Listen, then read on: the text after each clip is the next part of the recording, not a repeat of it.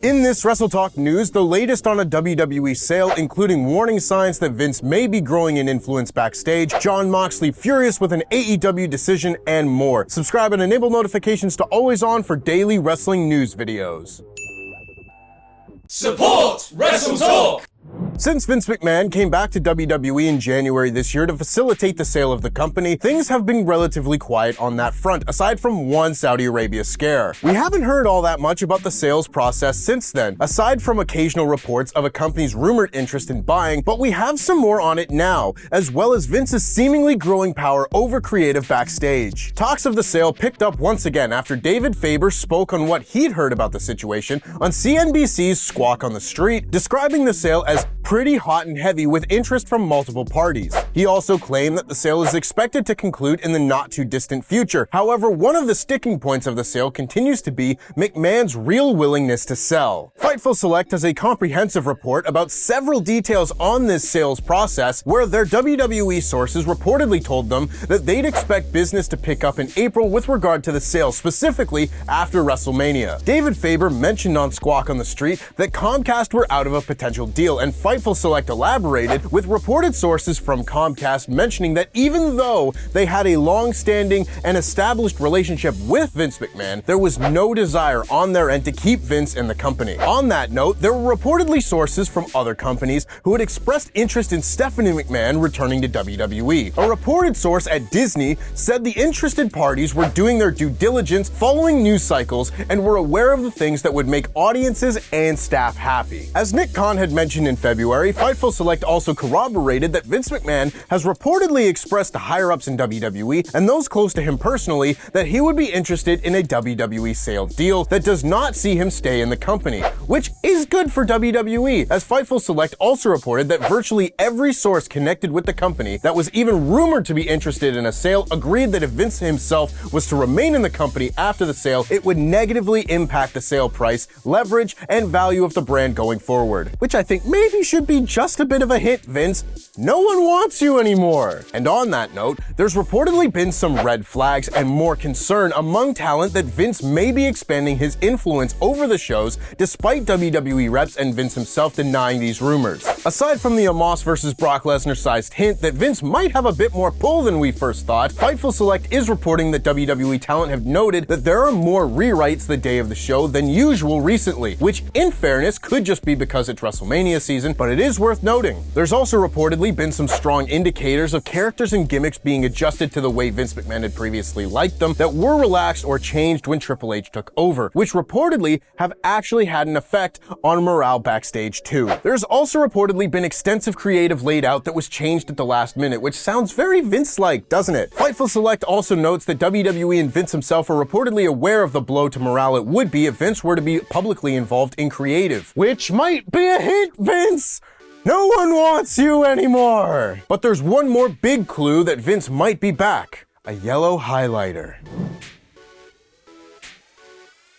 On the List Goes On, a Fightful Select exclusive show, Sean Ross Sapp expanded on some of these points regarding Vince and noted that one of the bigger clues that Vince may have influence backstage was the return of the yellow highlighter on scripts. Something highlighted in yellow means it has to be read verbatim, and was something talent reportedly did not see a lot of in the Triple H era. On top of this, WWE hasn't made any public signings since Vince forced his way back into the company. Chelsea Green doesn't count for this, as she was reportedly signed with WWE back in October, but didn't return until the Royal Rumble. SRS also corroborated a recent Dave Meltzer report that there was a segment that had to be retaped for an episode of Raw because someone said the word wrestler in it. Gross. Wrestlers on a wrestling show? Jimmy Van, SRS's co-host on the show, also noted that WWE talent have seemingly reverted to typical WWE isms of late, such as WWE Universe, like in Austin Theory's latest promo on Raw, which mentioned WWE Universe a lot. While none of this is conclusive proof at all, they're all warning signs and indications that things may be changing backstage. But it is worth noting that there are several signs that Vince may not have that level of influence as well, such as the lack of constant rematches and talent that he doesn't like being used. So what do you think? Is Vince McMahon gaining power,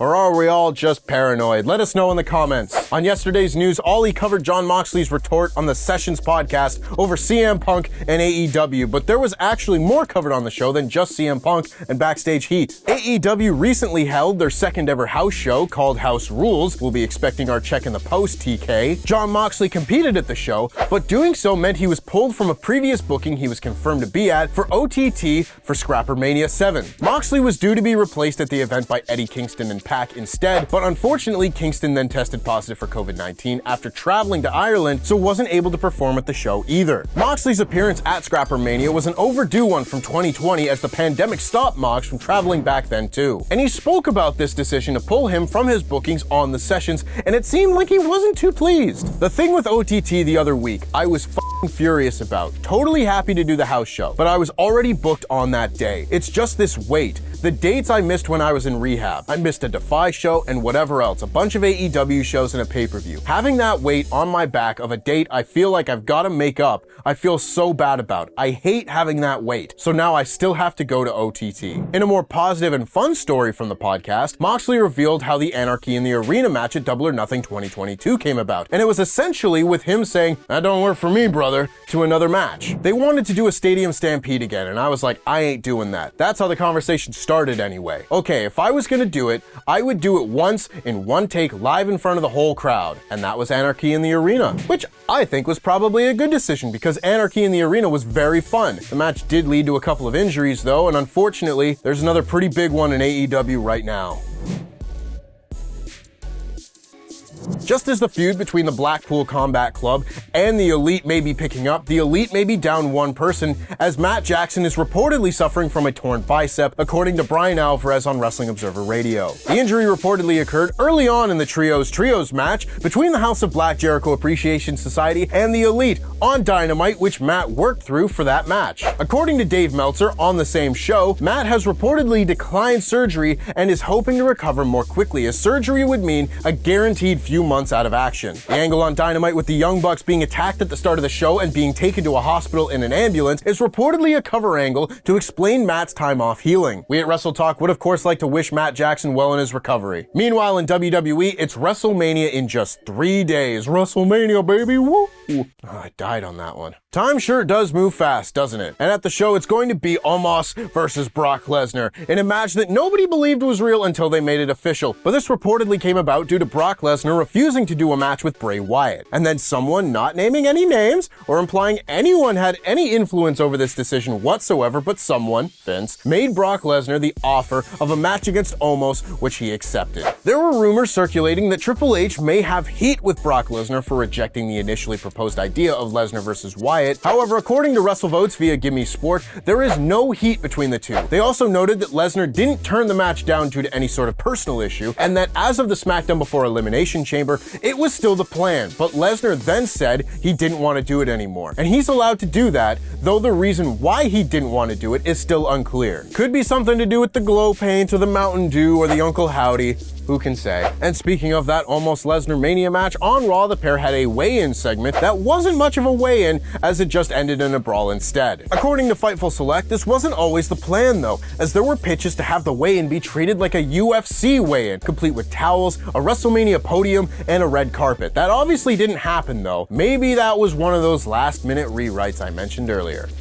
Maybe not. Elsewhere at WrestleMania, it's going to be Seth Rollins versus Logan Paul in what will probably be one of the best matches of the weekend, because of course it will be. Previous reports had indicated that Logan was on a multi-year deal with WWE. However, on an episode of his Impulsive podcast, Logan claimed that his contract actually expires at WrestleMania 39 this weekend, which marks off one hell of a rookie year for Paul, with his debut match coming at last year's WrestleMania, teaming with The Miz, then facing The Miz at SummerSlam before going on to fight Roman Reigns at Crown Jewel, competing in the Royal Rumble, and now facing Rollins. That's a pretty good track record, so we'll have to see if WWE draws up a new contract for him post-Mania. It's also possible that his contract doesn't expire at Mania at all, because this is also the same podcast where Lele Pons claimed that she was offered $20 million by WWE, which has been vehemently denied by WWE themselves. classic. And that just about wraps things up from me. Make sure, of course, that you go over to Parts Unknown later on today and check out Quizzlemania live at 4 p.m. UK time. But for now, check out our latest list of 10 WWE stars who should have main evented WrestleMania over on PFK. Here's a clip of that right now. A main event of WrestleMania is a special thing. Those who partake can be reduced to tears, while those who are never given the chance may grow bitter and cold. Unfortunately, there are only 38 Mania main events to go around. I mean, 39 or 40, wait a minute. 41 and counting Mania main events. Stupid two-night Manias.